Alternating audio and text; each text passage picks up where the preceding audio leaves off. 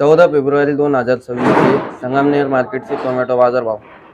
Set आज टोमॅटोची काही परिस्थिती होती विरान माल आहे 200 पासून 250 पर्यंत. आणि शाहू माल शाहू माल 150, 160, 70 रुपये आहे. हलके भारी हलके भारी माल काय 150, 100. उलट्या गालट्या काय गेल्या. बोलते 70, 80 रुपये. बाजार डाऊन झाली फार. हा बाजार फार डाऊन झाली. बाजार डाऊन झाली, मुंबई डाऊन झाली जरा.